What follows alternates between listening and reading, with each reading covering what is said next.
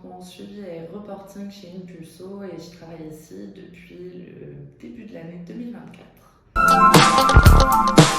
J'ai fait une formation de coordinateur de projet de solidarité internationale et locale. Du coup, grossièrement, en fait, c'était pour me former en gestion de projet, mais adapté au milieu de l'associatif. Donc, j'ai toujours voulu travailler dans une ONG et ce qui m'intéressait particulièrement chez Impulso, c'était le fait d'accompagner des femmes en situation de précarité en Amérique latine parce que j'ai toujours voulu travailler un petit peu à l'international. Et du coup, là, ça permettait d'avoir un pied dans ce milieu-là tout en restant en France. J'ai voulu travailler chez Impulso parce que c'était vraiment le projet qui m'intéressait. Donc, le fait de pouvoir accompagner des femmes en situation de précarité en Amérique latine. Il y avait aussi une dimension locale avec des accompagnements d'associations en France. Et le fait que ce soit une ONG avec une petite équipe fait qu'on est quand même assez autonome et qu'on est libre dans notre travail. Et ça, c'est quelque chose qui me plaît beaucoup pour pouvoir vraiment développer nos compétences au maximum et pouvoir échanger avec tous les membres de l'équipe.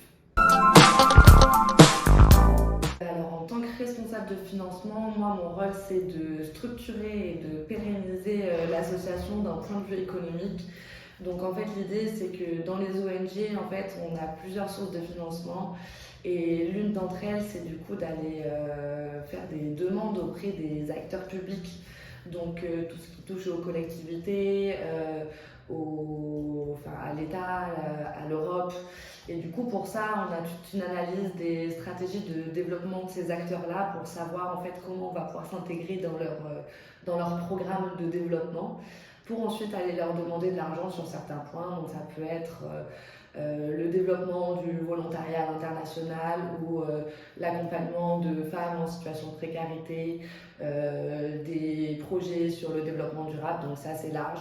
Et nous, après, c'est à nous de structurer notre projet pour qu'on puisse avoir des financements sur le long terme et du coup pérenniser l'association de cette manière-là. Les qualités qui sont indispensables pour mon travail, c'est d'abord l'organisation parce que du coup en fait on monte des stratégies de financement sur du long terme, sur plusieurs projets, sur plusieurs territoires. Il faut aller chercher en fait on construit des outils de suivi et d'évaluation sur chaque projet, donc il faut être en capacité d'aller récupérer toutes les données de tous les territoires sur différents acteurs qui sont tout aussi occupés que nous, donc des fois qui ne pensent pas à nous envoyer le document, donc ça c'est une première partie. La deuxième qualité indispensable, je dirais, c'est une bonne communication parce que notre travail nécessite aussi d'interagir avec beaucoup d'acteurs, que ce soit des acteurs publics, des conseillers, des personnes qui travaillent dans des associations parce qu'on crée aussi des projets collaboratifs. Donc c'est indispensable en fait de pouvoir interagir de manière assez régulière avec tous ces acteurs-là pour savoir comment ça se passe sur le territoire, pour développer nos projets et aussi pour aller prendre des informations sur les programmes qui sont en train de se développer sur le moment. Donc voilà, ça c'est les deux qualités principales. Et puis après, comme toujours, il faut une bonne dose de motivation et d'énergie parce que c'est pas des travaux de tout repos. Donc,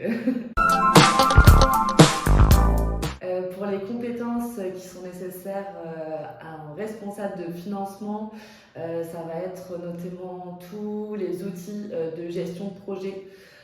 Parce qu'on développe, on suit et on évalue les projets, donc il faut vraiment être carré sur cette partie-là.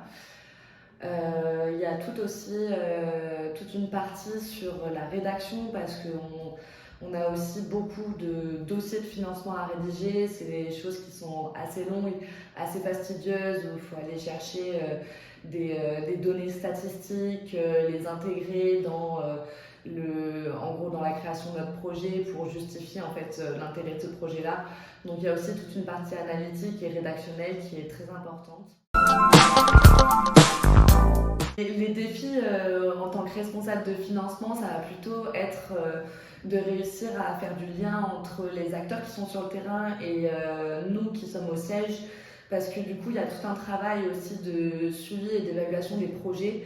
Du coup pour ça on a beaucoup d'outils de suivi qui sont mis en place Et donc, les personnes qui sont sur le terrain, que ce soit les volontaires qu'on envoie, que ce soit les bénéficiaires qu'on accompagne ou tous nos autres partenaires, doivent nous transmettre en fait des informations de manière régulière, du coup mensuelle ou trimestrielle, pour que nous, on puisse ensuite faire des dossiers, ce qu'on appelle de mesures d'impact, pour mesurer l'impact de notre projet sur différentes thématiques. Et ces dossiers de mesures d'impact-là, ils vont nous servir ensuite à justifier de l'importance de notre projet auprès des financeurs. Et du coup, ce qui est toujours un peu compliqué, c'est d'aller récolter ces informations-là parce que tout le monde est toujours un peu occupé, ne pense pas forcément à les envoyer, à les transmettre. Donc on a tout un programme de suivi de toutes les personnes qui sont sur le terrain. Et c'est ça qui est un petit peu compliqué parce que nous, on est donc au siège, on a aussi d'autres choses à gérer dans notre quotidien. Et donc voilà, c'est vraiment ce travail de lien entre le terrain et le siège de l'association. La différence entre travailler en entreprise ou en association dans mon métier, ça va plutôt être les acteurs avec lesquels on va être en lien. En fait, au sein d'une entreprise, en tant que responsable de financement, on va plutôt travailler sur des nouvelles activités à mettre en place, la levée de fonds, ce qu'on appelle des entreprises, vont être plutôt vers des acteurs privés, des fondations, des banques, alors que dans une association, ça se passe plus autour de collectivités, de grosses associations aussi qui financent des plus petites. Donc en fait, c'est vraiment les personnes avec qui on va être en lien qui vont être différents et aussi la raison pour laquelle on met en œuvre le projet. Donc une entreprise, son objectif quand même est de monter en puissance, de développer son modèle économique, de renforcer ses capacités économiques, alors qu'une association, ça va plutôt être de renforcer son impact social sur le terrain. Donc les objectifs ne sont pas les mêmes. Nous, on ne cherche pas à faire de l'argent parce que du coup, on va plutôt aller le chercher auprès d'acteurs publics ou d'acteurs associatifs pour pouvoir mettre en œuvre le projet social qu'on développe en fait tout au long de l'année. Du coup, les plus de travailler chez Impulso, c'est d'avoir qu'on est une petite équipe de jeunes. Et du coup, c'est très agréable parce qu'on est tous un peu dans une même dynamique. On essaie de se compléter, de s'apporter tous les uns les autres sur les différentes compétences qu'on peut avoir. C'est assez facile en fait de discuter avec tout le monde. On a une grande autonomie en fait au niveau de notre travail. Tout le monde se fait confiance, nous fait confiance, et donc c'est vrai que c'est très agréable pour développer sa créativité, pour mettre en place les projets qu'on a envie de mettre en place. On a vraiment une capacité à proposer et à être vraiment autonome sur nos tâches.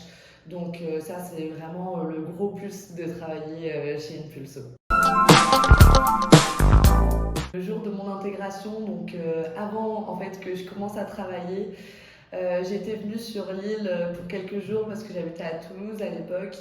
Et donc en fait c'était le jour de la team building d'Impulso. Et ils m'ont emmenée dans un tiers-lieu qui travaille sur du bien-être. Et on a fait une team building dans une tiny house en plein dans la campagne, en faisant un escape game à l'intérieur de la tiny house. Et du coup, c'est vraiment le moment où je me suis dit que c'était une équipe de rêve et que j'allais rester là un petit bout de temps.